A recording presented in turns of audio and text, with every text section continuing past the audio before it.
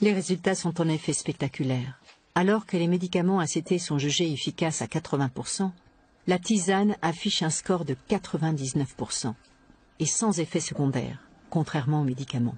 Le résultat était surprenant, positivement, et c'est là que les ennuis commencent avec la médecine conventionnelle. Quel genre d'ennui? Le premier ennui, c'est l'interdiction. À la fin de l'étude, nous devions organiser une conférence. Lorsque nous avons remis le résultat au médecin-chef des zones, tout de suite, il s'est interposé. Il a dit « J'interdis, cette conférence n'aura pas lieu et je préfère que Jérôme puisse se taire et pas communiquer ses résultats à la population. » Ils ont vu que la tisane avait un meilleur résultat que les ACT et on nous a fait montrer que les différentes firmes pharmaceutiques risquent de couper leur appui. Et on a trouvé qu'il y avait orgueil, on m'a démis de mes fonctions. Le docteur Munyangui est lui aussi victime d'intimidation. L'ordinateur qui a servi à l'étude est dérobé. Quelques jours plus tard, le médecin tombe malade. Je commençais à me sentir trop mal, je vomissais, je n'arrivais plus à manger, ça fait presque une semaine. Et j'avais des douleurs au niveau de l'estomac qui étaient un peu trop atroces. Et là, je suis parti à Goma d'urgence pour faire les examens. Et c'est là qu'on m'a diagnostiqué, voilà, et vous étiez empoisonné. À votre avis, d'où viennent ces ennuis? À mon avis, les ennuis viennent de firmes pharmaceutiques. Qu'est-ce qui vous permet de dire ça?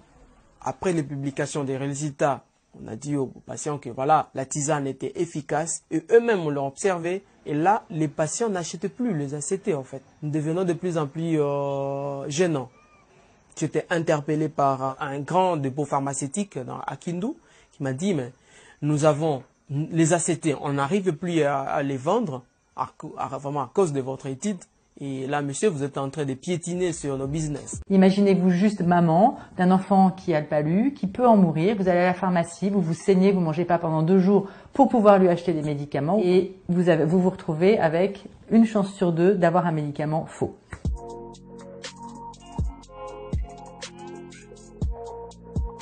Donc le documentaire Malaria Business a été réalisé par Bernard Crutzen et il a ouvert les yeux sur une aberration de notre monde qui est la plus grande maladie infectieuse du monde peut être guérie par une plante que tout le monde peut avoir chez soi. Aujourd'hui, nous avons donc des maisons de l'artémisia qui sont des centres de formation qui aident donc les populations à bien cultiver l'artémisia, à bien la prendre médicalement.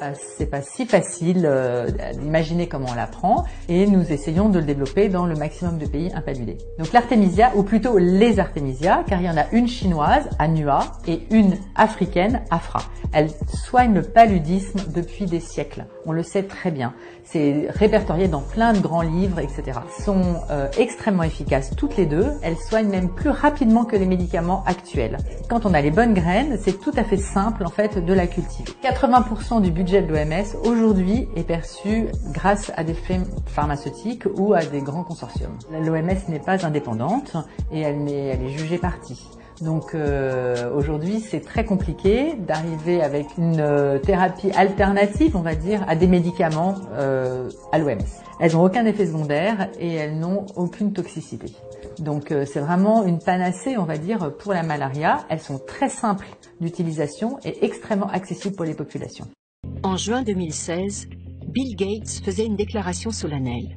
Sa fondation s'engageait à éradiquer la malaria de la surface du globe en une génération.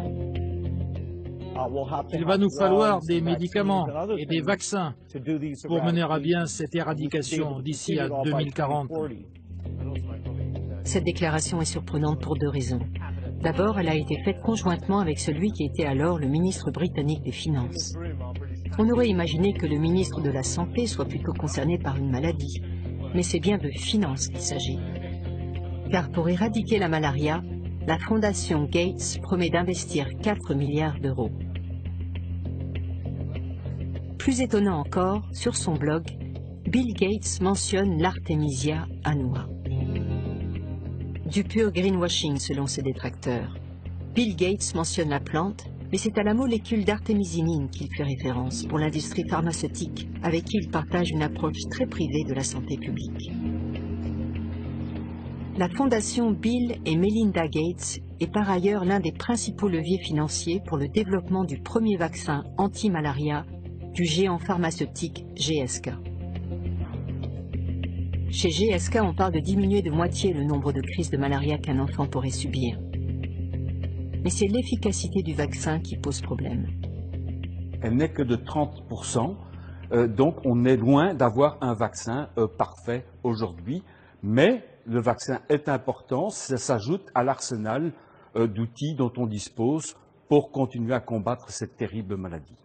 Mais ce qui nous gêne un peu, que ce vaccin-là, on l'utilise partout sur des milliers d'enfants en Afrique qui sont utilisés comme qu'abeilles pour un vaccin dont on ne sait pas s'il marche, qui a des effets secondaires parfois désastreux, mais là, l'OMS l'autorise. Et c'est ça qui nous gêne. Elle interdit une plante qui, sous toutes les preuves, donne de bons résultats, de très bons résultats, interdit, mais les produits des sociétés pharmaceutiques, eux, ils ont tout. Et on se demande pourquoi.